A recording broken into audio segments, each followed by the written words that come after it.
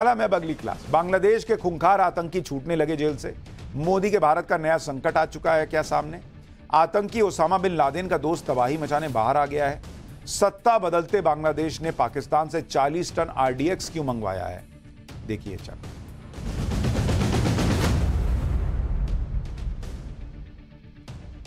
बांग्लादेश में जब बवाल हुआ था और वहां पर तख्ता पलट हुआ था, तब हमारे यहां कुछ लोग कहते थे कि भारत भी बांग्लादेश बन जाएगा। लेकिन जो लोग ये बातें करते थे वो आज पहले ये तो देख लें कि बांग्लादेश क्या बन रहा है। पहले ये तो देखो, भारत को बांग्लादेश बाद में बनाना, पहले बांग्लादेश क्या बन रहा है वो देखो। जिस बांग्लादेश के तख्ता पलट के सपने भारत में भी कुछ लोग देख रहे थे, वो बांग्लादेश अब खूंखार आतंकवादियों को खुली छूट दे रहा है। बांग्लादेश में एक के बाद एक खूंखार आतंकवादी छोड़े जा रहे हैं जेल से, और इन आतंकवादियों को अलकायदा और लश्कर तैयबा जैसे आतंकी संगठनों का सपोर्ट है। और सिर्फ छूट नहीं रहे बॉस, इनको ग्रैंड वेलकम मिल रहा है। ये वो आतंकी हैं जो भारत के लिए बड़ा खतरा बन सकते हैं। भारत एक तरफ कश्मीर में आतंकियों से लड़ रहा है, लेकिन अब बांग्लादेश के बॉर्डर पर भी ऐसा खतरा बढ़ सकते। इस्लामी पर बैन हटा दिया गया है। ये वो कट्टरपंथी संगठन है जो बांग्लादेश में शरिया कानून लाने का सपना देख रहा है। इसी वजह से शेख हसीना ने इस संगठन पर बैन लगा दिया था, लेकिन अब तो शेख हसीना चली गई, इसलिए इन सब कट्टरपंथियों और आतंकवादियों के अच्छे दिन शुरू हो गए। अब कोई बताए, जो बांग्लादेश के आंदोलन को पब्लिक का आंदोलन बता रहे थे, आरक्षण से जुड़ा आंदोलन बता रहे थे, यह आरक्षण की लड़ाई थी कि आतंकी छोड़ने शुरू हो गए? ये आरक्षण की लड़ाई थी कि हिंदुओं पर हमले शुरू हो गए? यह आरक्षण की लड़ाई थी कि आरडीएक्स की सप्लाई शुरू हो गई? यानी आरक्षण को आगे एक तरह से पर्दे की तरह रखा और पीछे यही कट्टरपंथी सोच थी। बांग्लादेश की नई सरकार अब एक एक करके कट्टरपंथियों और आतंकियों को जेल से बाहर निकाल रही है। क्यों? ये देंगे क्या आरक्षण? अच्छा, उनका वेलकम भी हो रहा है। आप देखिए कि वहां की केयर टेकर सरकार के चीफ मोहम्मद यूनिस, जिन्हें नोबेल प्राइज विजेता और बांग्लादेश का मसीहा बताया जा रहा था, वो अब इन कट्टरपंथी और आतंकियों की रिहाई की फाइलों पर कैसे धड़ाधड़ साइन कर रहे हैं, कैसे कट्टरपंथियों को खुली छूट देने में जुटे हैं। मोहम्मद यूनिस की इस अंतरिम सरकार ने बांग्लादेश की सबसे बड़ी इस्लामिक पार्टी और कट्टरपंथी संगठन जमाते इस्लामी पर से बैन ही हटा लिया। इस बैन के हटने से जमाते इस्लामी अब बांग्लादेश में चुनाव लड़ सकता है। जमाते इस्लामी वो संगठन है जो पाकिस्तान को सपोर्ट करता है और बांग्लादेश में शरिया कानून लागू करना चाहता है। यह संगठन 2001 में खालिदा जिया की सरकार में शामिल भी हो चुका है। अब सोचिए कि अगर जमाते इस्लामी को सत्ता मिल गई तो बॉस फिर बचा क्या बांग्लादेश में? इसके अलावा 3 दिन पहले बांग्लादेश की अंतरिम सरकार ने आतंकी जशीमुद्दीन रहमानी को भी जेल से रिहा किया है। इसका ओसामा बिन लादेन के आतंकी संगठन अल कायदा से डायरेक्ट कनेक्शन रहा है, लेकिन अब यह आतंकी जमानत पर जेल से बाहर आ गया। अब बताइए बॉस, चुनाव तो पाकिस्तान में वो हाफिज सईद भी लड़ जाता है, तो क्या नेता हो गया? रहेगा तो आतंकी ही ना। अब यहां भी इन लोगों को सबको छोड़ रहे हैं कि आओ बाहर आओ भाई। ये आतंकी बाहर आएगा, हाथ में आरडीएक्स होगा, तो पाकिस्तान को तो उड़ाएगा नहीं, हमारे यहां ही आतंकी भेजेगा। आज आपको इन कट्टरपंथियों और आतंकियों की क्राइम कुंडली को देखने की जरूरत है, ताकि इनकी भारत विरोधी सोच को एक्सपोज किया जा सके और आप समझ सके कि बांग्लादेश में हुआ क्या। लेकिन उससे पहले आपको आतंकी जशीमुद्दीन रहमानी की जेल से रिहाई की तस्वीरें दिखाता हूं। 27 अगस्त को बांग्लादेश की काशीपुर जेल के बाहर बांग्लादेश की सेना की तरफ से वीआईपी ट्रीटमेंट मिला उसको। ये देखिए भाई, ये आतंकी छूटा है ऐसा जैसे हीरो बाहर आया। इस आतंकी को लेने बांग्लादेश की सेना के जवान पहुंचे और इसने जेल से बाहर आकर अपने समर्थकों को माइक से भाषण दिया। ये तस्वीरें भारत के लिए चिंता की बात हैं, क्योंकि ये आतंकी दुनिया भर में कई बड़ी आतंकी हमलों में शामिल रह चुका है। बांग्लादेश में जशीमुद्दीन रहमानी नाम का जो आतंकवादी रिहा किया गया है, वो खूंखार आतंकवादी है। आतंकी जशीमुद्दीन बांग्लादेश के आतंकी संगठन एबीटी यानी अंसारुल्लाह बांग्ला टीम का चीफ है। यह ढाका की जामा मस्जिद का इमाम रह चुका है। 2004 में इसने अलकायदा के मदद से बांग्लादेश के मदरसे शुरू किए और वहां के युवाओं को अपने साथ जोड़ना शुरू किया। दिसंबर 2017 को अमेरिका के मैनहट्टन में हुए एक बम ब्लास्ट में इसका नाम आया था।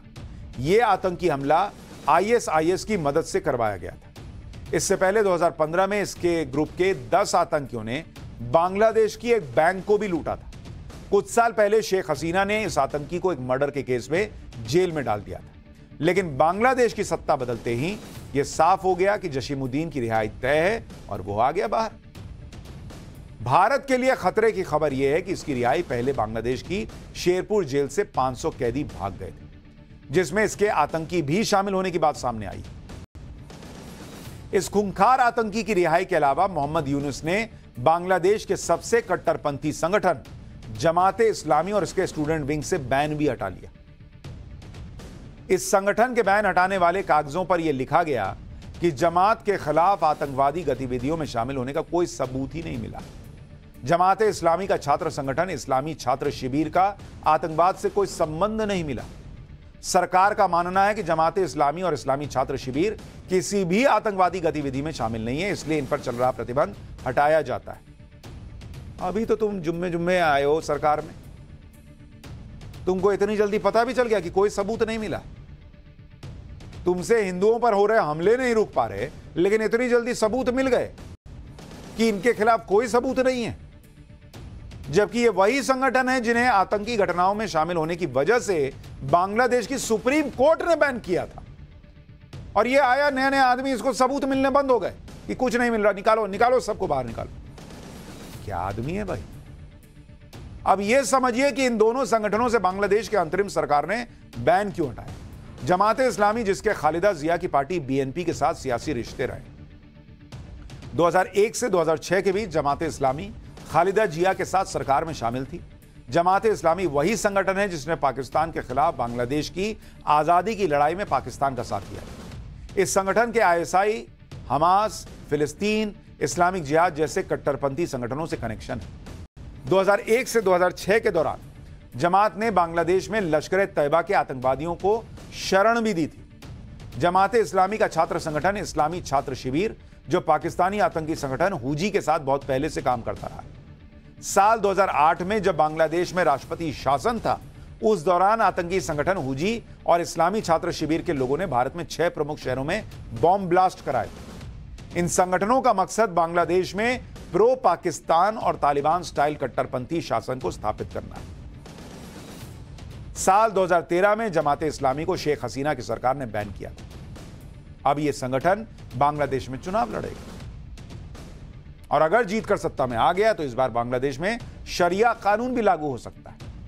यानी जो लोग बांग्लादेश में तख्तापलट होने पर भारत में खुश थे, जश्न मना रहे थे, वो आज देख लें कि किस तरह से बांग्लादेश को आतंकवादियों और कट्टरपंथियों के हवाले किया जा रहा है। ये कौन से एंगल से आपको पब्लिक की आरक्षण पाने की लड़ाई लग रही है या पब्लिक का आंदोलन लग रहा है? क्या ये लोग चाहते हैं कि भारत का भी यही हाल हो?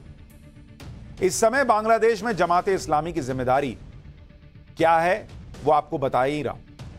लेकिन भारत के लिए दूसरी टेंशन की बात यह भी है कि बांग्लादेश ने भारी संख्या में पाकिस्तान से हथियार मंगवाए और इसमें बड़ी मात्रा में आरडीएक्स शामिल है। मतलब एक तरफ आतंकी छूट रहे हैं, दूसरी तरफ धमाके का सामान आ रहा है। भारत सरकार को पता चला है कि बांग्लादेश को पाकिस्तान से हथियारों की एक बड़ी खेप मिलने वाली है, जिसमें 40,000 राउंड गोला बारूद है। इसके अलावा टैंक्स के लिए 2,000 राउंड गोला बारूद है। इतना ही नहीं, 40 टन आरडीएक्स विस्फोटक भी पाकिस्तान से आ रहा है। हथियारों की इस लिस्ट में लंबी दूरी तक हमला करने वाली 2,900 मिसाइल्स भी हैं। हैरानी तो आपको यह जानकर होगी कि इस बार बांग्लादेश ने पिछली बार से 3 गुना हथियार मंगवाए। पिछली बार 12,000 राउंड गोला बारूद मंगवाया गया था, जबकि अब की 40,000 राउंड मंगवाया गया है। इस गोला बारूद का इस्तेमाल टैंक में किया जाएगा, जो 30 से 35 किलोमीटर तक फायर कर सकती है। पाकिस्तान से इन हथियारों की डिलीवरी 3 पार्ट में होगी, जो सितंबर 2024 के पहले हफ्ते में शुरू होकर दिसंबर 2024 तक चलेगी। पाकिस्तान ऑर्डिनेंस फैक्ट्री की अलग अलग विंग में इस ऑर्डर की लिस्ट भेज दी गई है। यानी बांग्लादेश में तो हालात खराब है ही, बांग्लादेश तो बर्बाद हो ही रहा है, लेकिन जिस तरह से वहां आतंकी छूट रहे हैं और पाकिस्तान हथियार सप्लाई कर रहा है, नरेंद्र मोदी सरकार के लिए एक नई टेंशन सामने खड़ी दिख रही है। लेकिन जो पाकिस्तान बांग्लादेश को हथियार सप्लाई कर रहा है वो भी बचा हुआ नहीं है, उसके लिए भी टेंशन है।